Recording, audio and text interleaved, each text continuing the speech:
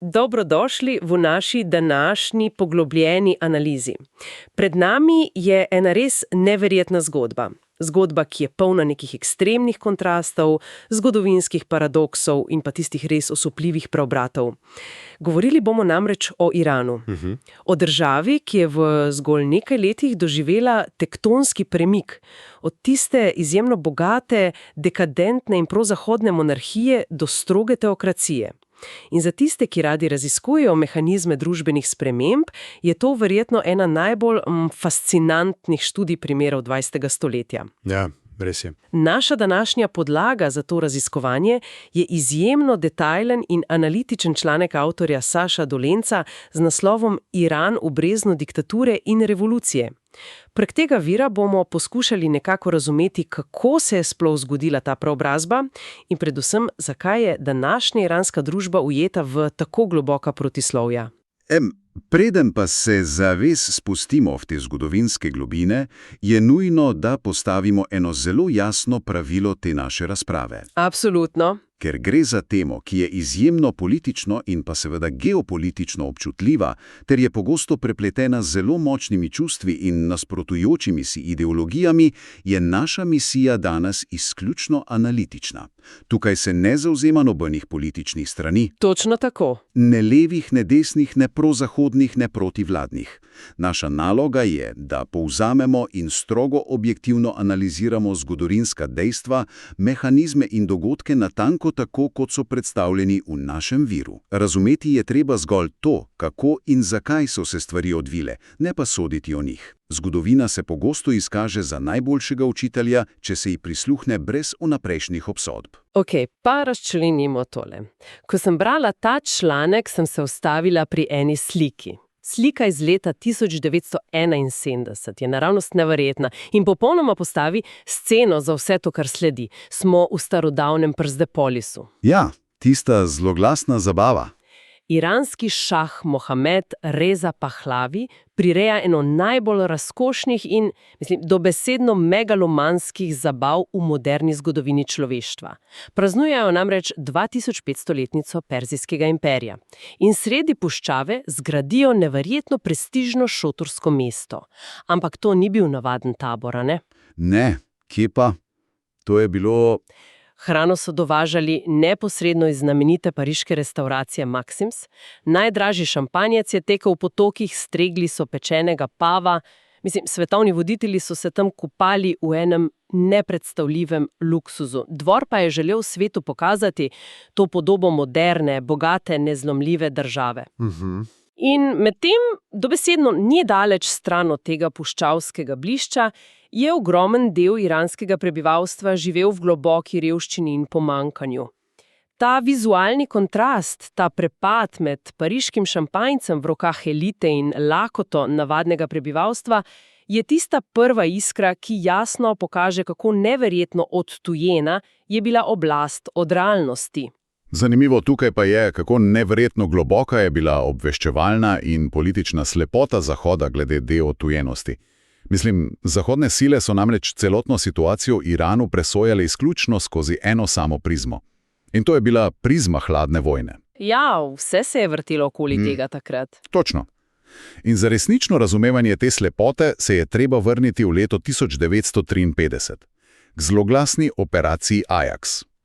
Takrat sta ameriška CIA in pa britanski MI6 orkestrirala državni udar in strmoglavila demokratično izvoljenega iranskega premierja Mohameda Mosadeka. In njegov glavni greh je bil preprosto ta, da je želel nacionalizirati iransko nafto, kaj ne? Ni bil komunist ali kakšen verski skrajnež. Natančno tako.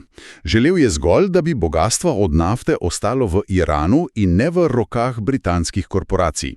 Vendar je bil Zahod takrat dobesedno obseden z enim samim strahom. Da bi ta strateško izjemno pomembna država z ogromnim bazenom nafte padla pod sovjetski vpliv. Logično za tisti čas, ja. Ta strah je bil prevelik. Od tistega trenutka po udaru naprej je bil šah za Združene države Amerike zgolj in samo zanesljiv varuh nafte in branik pred Sovjeti. Vse ostale notranje politične dinamike, vse te socialne krivice, o katerih si govorila, pa so obravnavali kot popolnoma nepomembne. In ta slepota je šla tako daleč, da je na Silvestrova leta 1977, dobesedno tik pred eksplozijo, takratni ameriški predsednik Jimmy Carter obiskal Teheran. Na slavnostni večer je dvignil kozarec in Iran samozavestno označil za otok stabilnosti v enem najbolj nemirnih delov sveta. Ja, otok stabilnosti. Ko to slišiš danes, je ironija naravnost boleča. Le nekaj dni po tisti zdravici so na ulicah izbruhnili prvi množični protesti. Carter in vsi njegovi obveščevalci so popolnoma ignorirali vpliv islamske tradicije in pa to naraščajočo jezo prebivalstva zaradi agresivnega vsiljevanja zahodnih vrednot. Kar ni bilo presenetljivo, glede na to, kakšna je bila struktura prebivalstva v prestolnici takrat. Ja, v Iranu je takrat namreč živelo okoli 50.000 ameriških priseljencev. Ti so s seboj prinesli svoj življenjski slog, svoje klube, bare, kar je pri globoko tradicionalnemu prebivalstvu logično zbujalo ogromno zamero. Poleg tega pa si je šahov napuh po globalnem naftnem šoku leta 1973 samo še ukrepil. Cene nafte so takrat poletele v nebo in šah se je začel počutiti dobesedno vsemogočnega. Državne blagajne so se polnile z milijardami dolarjev, on pa je ta denar brezglavo zapravljal za nakup najsodobnejšega ameriškega orožja in za neke megalomanske infrastrukturne projekte, ki pa seveda niso reševali osnovnih problemov ljudi. Klasika. Njegova osebna aroganca je morda dosegla absolutni vrhunec leta 1976. Takrat je potegnil potezo, ki je bila za verno prebivalstvo nekaj povsem nepredstavljivega. Z dekretom je ukinil tradicionalni islamski koledar in ga zamenjal z novim, imperialnim koledarjem, ki je štel leta od začetka vladavine Kira Velikega. Čakaj, ukine islamski koledar? Ja. V državi, kjer je religija temelj vsakdanjega življenja. Mislim, to je tako, kot bi ljudem izbrisal osebno identiteto in pričakoval, da ti bodo ob tem še ploskali. To se zdi kot čisti politični samomor. Točno to je bil. Za večino Irancev je bil to ultimativen dokaz, da poskuša elita popolnoma izbrisati islamsko identiteto naroda. Ob tem pa seveda vsa to gromozansko naftno bogastvo ni prineslo boljše porazdelitve dobrin ali politične svobode. Seveda ne. Šah je vladal z železno roko prek zloglasne tajne policije Savak. Cenzura, brutalna mučenja in svensodni poboji opozicije so bili čisti vsak dan. In ker je bil vsakšen legitimen in legalen politični upor prepovedan, stranke pa ukinjene, se je ves ta gnev preprosto moral nekam preliti. Nekje je moral najti ventil. Nezadovoljstvo radikalnih levičarjev, študentov in islamistov se je začelo kanalizirati v edini preostali prostor, ki ga policija ni mogla popolnoma nadzorovati.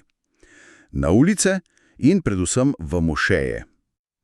K temu pa je treba dodati še demografsko bombo, o kateri piše vir. Zaradi naftnega buma in propadajočega kmetijstva je Teheran v tistih letih doživel pravo populacijsko eksplozijo. 100.000 revnih, neizobraženih ljudi s podeželja se je preselilo v divja naselja in slumir slume na samem obrobju prestolnice. Bili so odrinjeni na rob družbe, zgroženi na tisto dekadenco elite v središču mesta in prav ti mladi fantje, ki so bili brez prihodnosti, so v lokalnih mošejah iskali zatočišče, smisel in solidarnost. Kot poudarja članek, so prav ti ljudje pozneje postali popolna, neizčrpna pehota za prihajajočo revolucijo. Vse to nas pripelje do tiste osodne iskre v začetku leta 1978. Šahov režim takrat stori eno katastrofalno taktično napako. V srednjem časopisu namerno objavijo izjemno žaljiv diskreditacijski članek o ajatoli Homeiniju, ki je takrat že živel v izgnanstvu. Ja. Označijo ga za tuje politično orodje, ga osebno in vrsko napadejo. To v svetem mestu Kom tako izzove množične proteste tamkajšnjih bogoslovcev in študentov. Režim pa reagira tako, kot je bil edino vajen. Policija in vojska posredujeta strelnim orožjem in ubita več demonstrantov.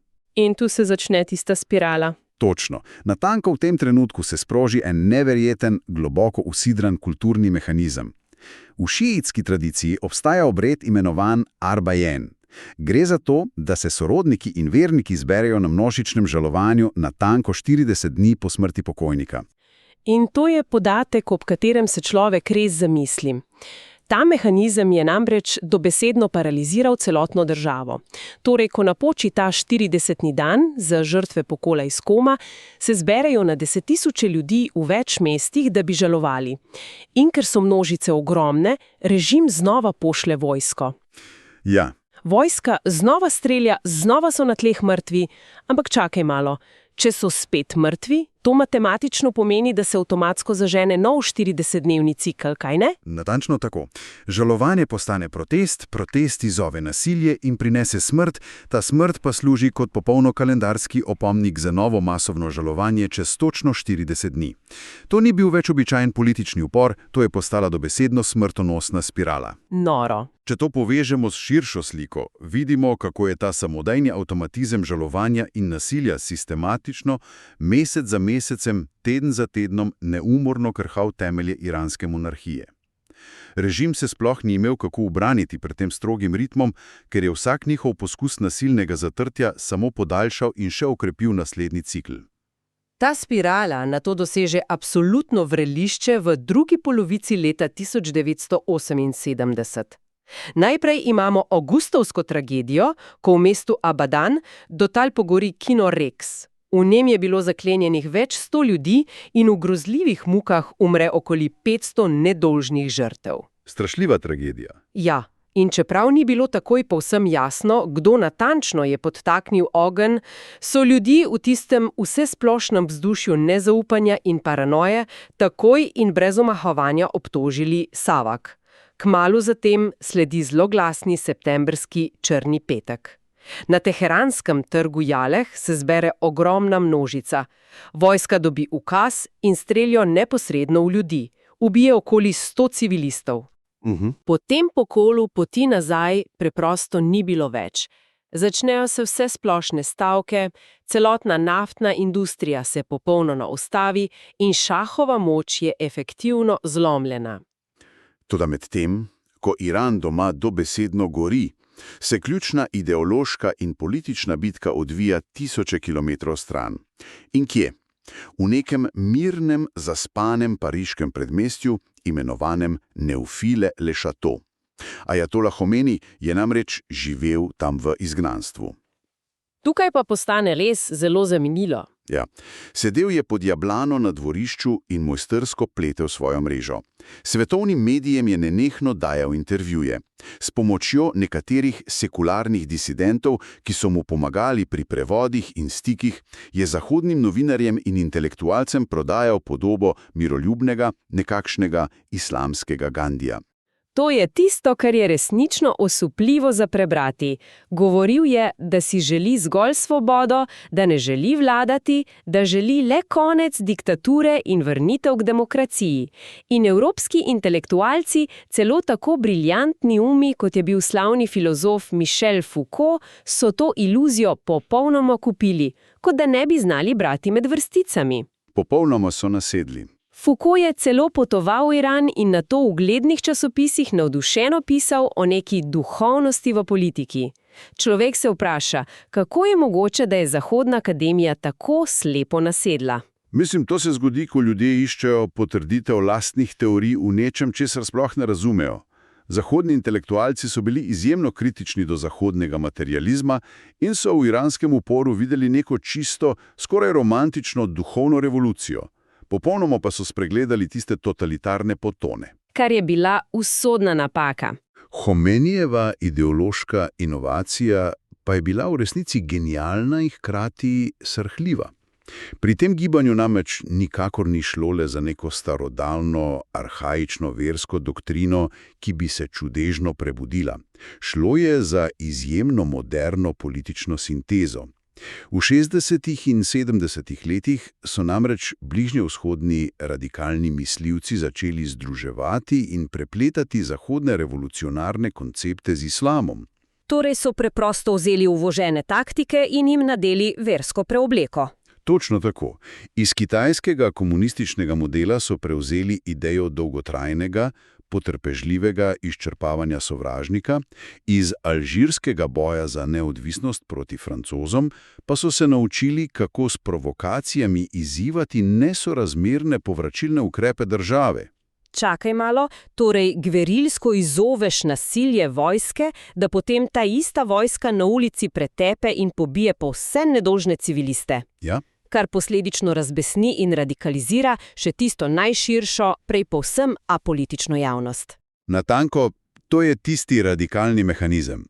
In kar je najpomembnejše, tej mešanici so dodali še filozofijo Franca Fanona, znanega teoretika protikolonializma. Od njega so prevzeli tezo, da je nasilje nad zatiralcem pravzaprav očiščujoča katarza, ki zatiranemu človeku povrne izgubljeno dostoinstvo. Fascinantno. Vse te elemente so spojili s šiitsko tradicijo in nastalo je nekaj, kar vir imenuje rdeči šiizem. Dolga stoletja je tradicionalna šiitska teologija poudarjala predvsem pasivno duhovnost in umik klerikov iz neposredne dnevne politike. Zdaj pa se je to preoblikovalo v močno ideologijo aktivnega upora, žrtvovanja in prelite krvi. Revščina naenkrat ni bila več zgolj in samo socialni problem ali krivica, temveč je postala vrhunski znak moralne superiornosti. Smrt in pa ta kult mučeništva pa nista bila več le duhovna tragedija, ki se jo objokuje, ampak sta postala ostro taktično orodje za dosego absolutnega političnega cilja. Svet je bil strogo in črno-belo razdeljen na dva pola. Na eni strani tisti arogantni imperialni Zahod, na drugi strani pa domnevno duhovno čisti zatirani ljudje. Znotraj te na videz osvobodilne ideologije pa je Homeini zelo spretno skrival svoj končni absolutni načrt. Njegov koncept, imenovan vladavina islamskega pravnika, je bil namreč neposredna in popolna negacija kakršnekoli posvetne demokracije.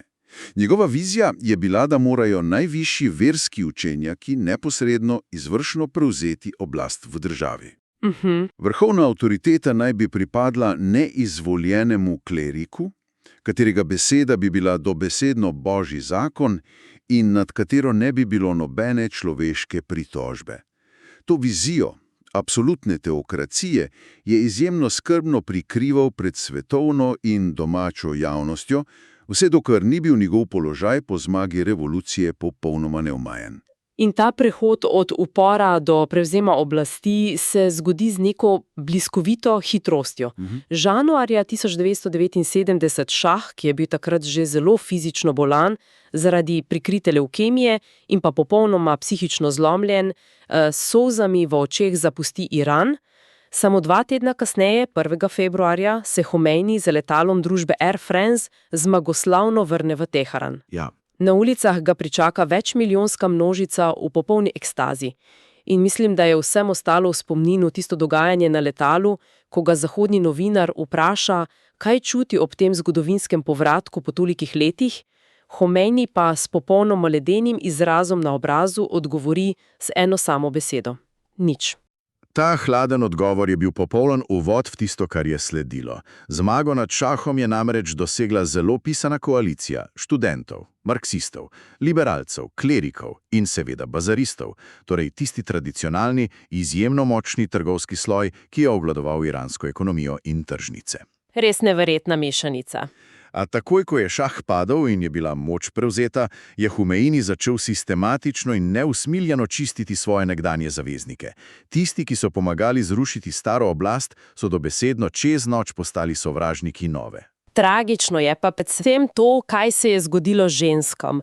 Ženske, ki so se mesece borile na ulicah za svobodo in mnoge med njimi so protestirale v zahodnih oblačilih brez tradicionalnih pokrival, so bile prve na udaru novega režima. Že marca 1979, le nekaj tednov po zmagi revolucije, so bile brutalno prisiljene v obvezno nošnjo hidžaba. Vsakršen odpor je bil strogo kaznovan. Nato pa pride november 1979 in z njim dogodek, ki je definiral geopolitične odnose z Zahodom za vsa prihodnja desetletja. Kriza s talci. Treba je razumeti, da je bila paranoja v tistem trenutku v Iranu na absolutnem vrhuncu. Iranci so se panično bojali, da bodo ZDA ponovile scenarij iz 1953 in znova organizirale državni udar. Logičen strah, glede na preteklost. In ko je predsednik Carter sicer iz precej humanitarnih razlogov dovolil bolnemu šahu vstop v Združene države Amerike na zdravljenje raka, je to v Teheranu sprožilo eksplozijo. Radikalni islamski študenti so preplezali zidove in udrli v ogromno ameriško veleposlaništvo. Označili so ga za brlog vohunov in zajeli 52 ameriških diplomatov ter državljanov. Ta nočna mora je trajala neverjetnih 444 dni. In ob tem vedno znova preseneti podatek, kako fanatični so bili ti študenti. Ameriški diplomati so namreč ob vdoru začeli panično uničevati zaupne dokumente z rezalniki papirja. Študenti pa so nato te vreče tankih travkov papirja zbrali in mesece, ročno košček za koščkom, sestavljali na tisoče razrezanih dokumentov CIA, da bi dokazali ameriške zarote. Neverjetno delo, ja. To zahteva nepredstavljivo stopnjo obsedenosti z iskanjem sovražnika. Ampak kar je tukaj res noro, Homeini sam na začetku sploh ni vedel za ta načrt ugrabiti mene. Res je, ni ga on neposredno ukazal. Ako je videl navdušen odziv na ulicah in bes Zahoda, je potegnil genijalen politični mojstrski udarec. Ugrabitev veleposlaništva je skrajno cinično izkoristil za utrditev svoje lastne notranje moči. Tako je odstranil zmernega premijera Bazargana, ki je seveda ugrabitvi nasprotoval z vidika mednarodnega prava. In s tem se je znebil še eno ovire. Točno. In ob tej priložnosti je Homeini skoval tisti znani izraz veliki satan za Združene države Amerike. Treba je razumeti, da ta izraz v tistem kontekstu ni bil le nekakšna navadna politična kletvica. Bil je močno ideološko orodje za popolno mobilizacijo ljudstva in utemeljitev apokaliptičnega, vrskega spopada med dobrim in zlom. Na ameriški strani pa je to pomenilo popolno državno katastrofo in vsakodnevno javno ponižanje. ZDA so bile dobesedno paralizirane. Predsednik Carter je v tistem absolutnem obupu spomladi leta 1980 odobril strogo tajno reševalno misijo, imenovano Operacija Orlo Krmpelj. Ja, Eagle Claw? Šlo je za kompleksen načrt s helikopterji in specialci v iranski puščavi, vendar je misija tragično propadla, preden se je sploh dobro začela. Naleteli so na nepričakovan peščeni vihr, oprema je začela odpovedovati in med tisto kaotično evakuacijo v puščavi sta trčila helikopter in transportno letalo. Umrlo je 8 ameriških vojakov, njihova ožgana trupla in razbitine pa so Iranci nato zmagoslavno kazali na državni televiziji. Katastrofa za moralo. Popolna. To je bil neverjeten psihološki udarec za Ameriko, udarec, ki je Carterja na koncu stal predsedniškega mandata. In ravno ta menjava oblasti v Beli hiši je prinesla še zadnjo, izjemno cinično potezo iranskega režima pri tej krizi. Izpustitev talcev so namreč tempirali dobesedno na minuto natančno. Ja, to je ta detajl. Talci so bili izpuščeni in so poleteli v svobodo natanko v tistem trenutku, ko je novi ameriški predsednik Ronald Reagan v Washingtonu dvignil roko in prisegel ter uradno prevzel dolžnost. S tem so Carterju, ki se je več kot leto dni trudil za njihovo vrnitev, načrtno in zlobodno odrekli čas, da bi svobodo talcev oznanil v času svojega mandata. To je bila čista, destilirana psihološka vojna na najvišji možni ravni. Sledi pa dogodek, ki je bil morda celo najbolj ključen za dolgoročno preživetje tega novega, krhkega iranskega režima. Vsak tak radikalen sistem namreč za svoje utrjevanje prej ali slej potrebuje zunanjega sovražnika.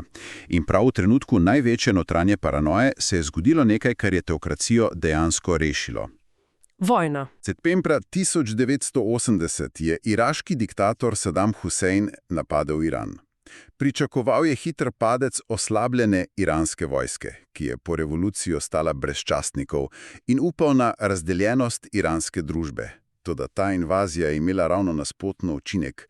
8-letna brutalna iransko-iraška vojna je režimu omogočila, da pod sveto zastavo vojnega patriotizma in obrambe domovine združi ljudstvo. In hkrati dobijo popoln izgovor za obračun z vsemi notranjimi kritiki. Prav to. Pod krinko vojnega stanja so lahko neusmiljeno in brutalno pobili ter izrinili še tiste zadnje nekdanje zaveznike iz časa revolucije. Marksisti, komunistična stranka Tudeh, študenti, intelektualci, vsi, ki so še vedno upali na neko svobodno, demokratično družbo, so bili zdaj razglašeni za peto kolono in sovražnike države. Kot se pogosto reče pri takšnih zgodovinskih prevratih in kot odlično navaja tudi naš vir, revolucija je dobesedno požrla svoje lastne otroke. Ko se celotno ta zgodovina zloži skupaj, se postavi eno zelo logično vprašanje. Kako to znanje vpliva na razumevanje tistega, kar vidimo v Iranu danes? Za vsakoga, ki raziskuje to temo, mora ostati močen vtis dežele ekstremnih, skoraj nepojmljivih kontrastov. Na eni strani je tukaj izjemno rigidna, stroga teokracija z obveznim hidžabom in moralno policijo na ulicah. Po drugi strani pa je, presenetljivo, današnja civilna iranska družba izjemno napredna in visoko izobražena. Morda je presenetljivo dejstvo, da se Iran danes ponaša z enim najvišjih deležev visokošolsko izobraženih žensk na svetu. Še posebej izjemno visok je delež inženjerik in znanstvenic. To neprestalno trenje med tistim starim klerikalnim vodstvom, ki živi v preteklosti, in dinamično napredka željno družbo ustvarja permanentno stanje notranje napetosti, ki se vsake toliko časa prelije v ulične proteste. To pa odpira resnično pomembno vprašanje. Kje se ta na videz neprebojni ideološki oklop, ki ga je zgradil Homeini, v današnjem času dejansko najbolj krha? Zelo zgovorno je, da se ni začel rušiti samo zaradi sankcij in pritiska Zahoda, ampak od znotraj, in to zaradi geopolitičnih potez na samem Bližnjem vzhodu. Sirija. Precejšnja prelomnica v zavesti ljudi je bila sirska državljanska vojna. Ko so elitne iranske milice posredovale v Siriji, predvsem zato, da bi zaščitile diktatorski Asadov režim in so pri tem sodelovale pri hudem nasilju nad tamkajšnjimi civilisti, se je tisti temeljni iranski mit nepovratno zrušil. Mit Irana kot zaščitnika vseh zatiranih. Gibanje, ki je svoja celotno moralno legitimnost leta 1979 zgradilo prav na junaškem boju proti tiraniji šaha, se je desetletja pozneje na tujih tleh naenkrat samo prelevilo v brutalno tiranijo. In k temu razočaranju moramo nujno dodati še tisto globoko dvojno tragedijo, s katero se vsak dan srečujejo običajni ljudje. Gospodarski zlom države je namreč obsežen, ljudje se soočajo s hiperinflacijo, zmanjkuje osnovnih dobrin, vse to pa zato, ker država astronomsko visoka sredstva vlaga v oboroževanje in financiranje tujih milic po celotni regiji. Kar je seveda za ljudi popolnoma nesprejemljivo. Zato mi čudno, da danes na iranskih ulicah med protesti pogosto odmeva tisti izjemno zgovoren slogan: ne Gaza, ne Libanon, moje življenje za Iran. Ljudi dobesedno javno zavračajo to idejo neskončnega izvoza islamske revolucije. Sistem se je izpel.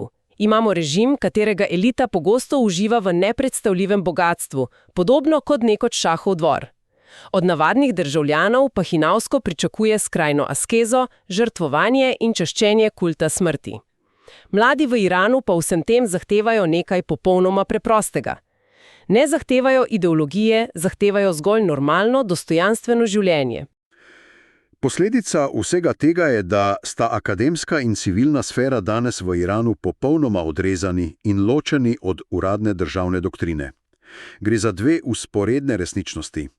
V vsakodnevnih pogovorih za zaprtimi vrati mladi intelektualci in študenti spremljajo zahodne trende, razpravljajo o umetnosti, sodobni znanosti, medtem ko so na zunaj prisiljeni biti ujetniki tuje geopolitične šahovnice in režima, ki ga že dolgo ne podpirajo več. Prisiljeni so nositi breme mednarodne izolacije in nevarnosti vojn, čeprav si te poti niso nikoli sami izbrali. Torej, kaj vse to sploh pomeni, če potegnemo črto pod to današnjo analizo? Videli smo, kako sta se srečale dve skrajnosti. Na eni strani neverjetna aroganca, popolna slepota in odtujenost monarha, ki je prebivalstvo obravnaval kot podložnike, na drugi strani pa genialna, a hkrati popolnoma neusmiljena in cinična manipulacija novega voditelja, ki je za prevzem absolutne oblasti zlorabil iskanje svobode. Ta trg je ustvaril zgodovinsko tempirano bombo neskladij in paradoksov, katere udarni valovi še danes, po več desetletjih, močno definirajo geopolitiko Bližnjega vzhoda in celotnega sveta. In če se ob koncu vrnemo k našemu izhodišču, pomembno je poudariti, da so to gola zgodovinska dejstva, zapisana v analizah, ki smo jih obravnavali. Zgodba o preobrazbi Irana je pravzaprav univerzalna lekcija o mehanizmih absolutne moči, o tem, kako hitro in radikalno se lahko ustroj celotne družbe preoblikuje in kako neverjetno nevarne so lahko privlačne ideološke iluzije. Kot smo izpostavili na začetku, vsakdo, ki raziskuje ali prisluhne tej temi, se lahko iz nje izjemno veliko nauči, povsem brez potrebe, da bi moral pri tem izbirati strani v kompleksnih današnjih političnih konfliktih.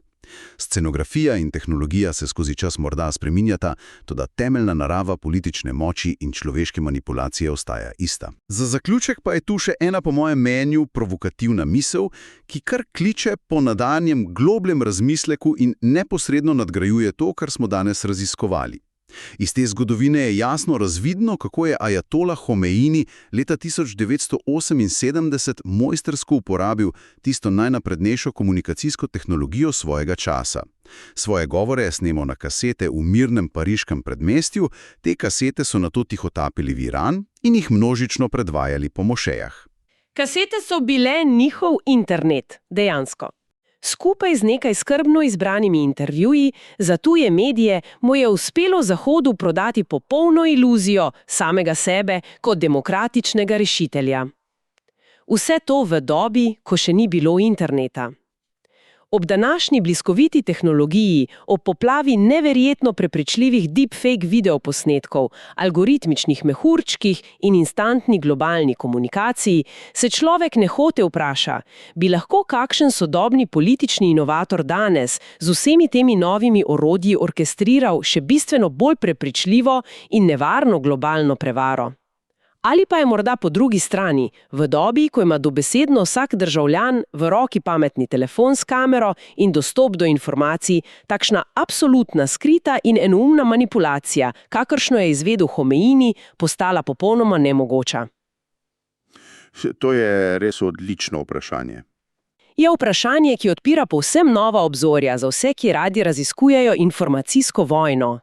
Hvala za pozornost pri tem našem današnjem raziskovanju in se slišimo prihodnjič.